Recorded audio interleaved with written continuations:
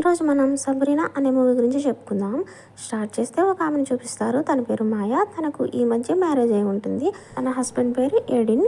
వాళ్ళకి ఒక పాప ఉంటుంది. తన పేరు వాణియా. అంటే వాణియా ఎడిన్ వాళ్ళ అన్న కూతురు.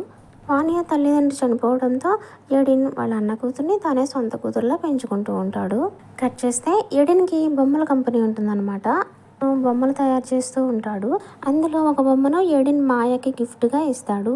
మాయకి కూడా ఆ బొమ్మ చాలా బాగా నచ్చుతుంది. నెక్స్ట్ సీన్ లో వాణియాకి అస్సలు నిద్ర పట్టట్లేదంట. సో ఇంకా మాయ ఆ బొమ్మను తీసుకొచ్చి వాణియాకి ఇస్తుంది. వాణియా నిద్రపోతుంది. కట్ చేస్తే నెక్స్ట్ డే వాణియా స్కూల్ కి వెళ్తుంది.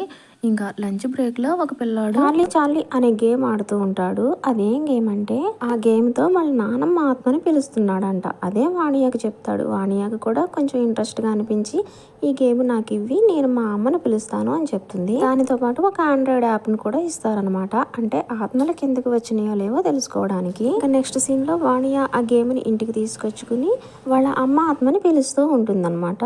ఈ లోపు మాయ అక్కడికి వచ్చి ఇంకా ఆటలు చాలు అని చెప్పి తన దగ్గర ఉన్న బొమ్మని వాణియాకి ఇచ్చి ఇద్దరిని పడుకోబెట్టి తను రూమ్ లోకి వెళ్ళిపోతుంది.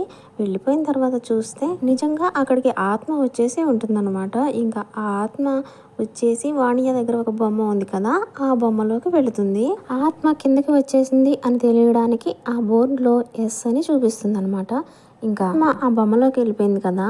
ఇప్పుడు ఆ బొమ్మ ఎక్కడ పెడితే అక్కడ ఉండదన్నమాట. ఒక చోటన పెడితే ఇంకో చోటన ఉంటూ ఉంటుంది. మాయాకి ఏంటో కొంచెం డౌట్ వస్తుంది, బట్ పెద్దగా పట్టించుకోదు.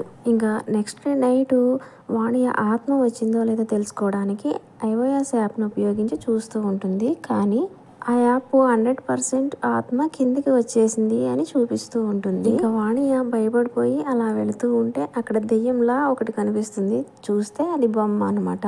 అంతలో అక్కడికి మాయా వస్తుంది. అప్పుడు మాయాతో వాణియ విషయం చెప్తుంది. ఏంటంటే నేను ఇలా ఆత్మని పిలిచాను, అప్పుడు మా అమ్మ కిందికి వచ్చింది, ఇక్కడ ఆత్మ ఉంది అని చెప్తుంది. కానీ మాయ అవేమీ పట్టించుకోకుండా ఇక్కడ ఆత్మలు గట్రా ఏమీ ఉండవు, వెళ్ళి పడుకో అని తనని పడుకోబెడుతుంది. కట్ చేస్తే ఒక రోజు నైట్ మాయ వాళ్ళ ఇంట్లో ఎవరో పియానో వాయిస్తున్నట్టు అనిపిస్తూ ఉంటుంది. వెళ్ళి చూస్తే ఎవరో కాదు, వాణియా వాళ్ళ అమ్మాయి. ఇంకా మాయ భయపడిపోయి పరిగెత్తుకుంటూ వెళ్ళి ఒక రూమ్ లోకి వెళ్తుంది. అక్కడ ఎవరో సౌండ్ చేసినట్టు అనిపిస్తే లైట్ వెలిగించి చూస్తుంది. అది కూడా ఎవరో కాదు, వాణియా వాళ్ళ అమ్మాయి. ఇంకా మాయ అరుస్తూ భయంతో కింద పడిపోతుంది. ఇంతలో ఎడిన్ వస్తాడు. ఇంకా ఆ ఆత్మ ఇద్దరిని భయపెడుతుంది. ఇంకా ఇద్దరు కలిసి బయటకు వచ్చేస్తారు. ఇంట్లో దయ్యం ఉందని ఇద్దరు పరిగెత్తుకుంటూ ఊరు బయటకు వెళ్ళిపోతారు. ఊరు బయటకు ఎందుకు వెళ్తారంటే అక్కడే దెయ్యాలని పోగొట్టే వాళ్ళు ఉంటారనమాట. ఇంకా పరిగెత్తుకుంటూ వాళ్ళ ఇంటికి వెళ్తారు. వాళ్ళు లారా, తన హస్బెండ్, వాళ్ళు పారానార్మల్ ఎక్స్పర్ట్స్ అనమాట. అంటే దెయ్యాలని పోగొట్టే వాళ్ళు. ఇంకా వాళ్ళకి ఈ విషయం అంతా చెప్తారు. ఇప్పుడు వాళ్ళు మాయా వాళ్ళ ఇంటికి వెళ్తారు. అక్కడికి వెళ్ళి ఆ చార్లీ చార్లీ గేమ్ ఉంది కదా, ఆ గేమ్ను ఉపయోగించి వచ్చిన ఆత్మని పైకి పంపించేద్దాము అని చూస్తారు.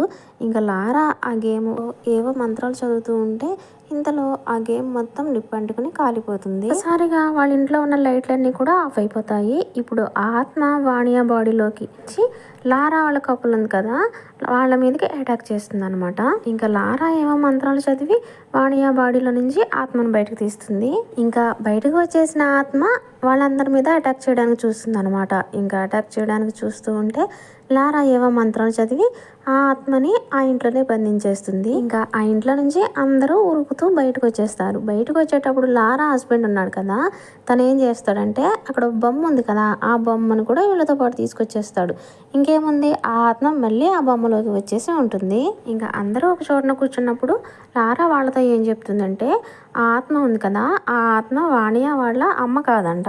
అది చాలా భయంకరమైన దెయ్యము. ఇప్పటి వరకు చూసిన దెయ్యాలన్నిటిలోనూ భయంకరమైన దెయ్యము అని చెప్తూ ఉంటుంది. ఇంకా ఆ దెయ్యం స్టోరీ ఏంటంటే వాణియా వాళ్ళ అమ్మ నాన్న ఉన్నారు కదా, వాళ్ళ అమ్మ నాన్నని కూడా ఆ దెయ్యమే చంపేసింది. దాని పేరు భాగ్య అంట. ఆ భాగ్య దెయ్యాన్ని వాళ్ళ ఇంట్లో నుంచి వెళ్ళగొట్టడానికి లారాని పిలిస్తే తను వెళ్తుంది. ఇంకా తను ఆ దెయ్యాన్ని పోగొట్టడానికి ఏవో మంత్రాలు చదువుతూ తన దగ్గర ఒక కత్తి ఉంటుందన్నమాట. అదేం కత్తి అంటే లారా హస్బెండ్ హిమాలయాలకి వెళ్ళి ఆ కత్తిని తీసుకువస్తాడు. ఇంకా ఆ కత్తితో పొడిస్తే ఆ భాగ్య దెయ్యం చనిపోతుంది.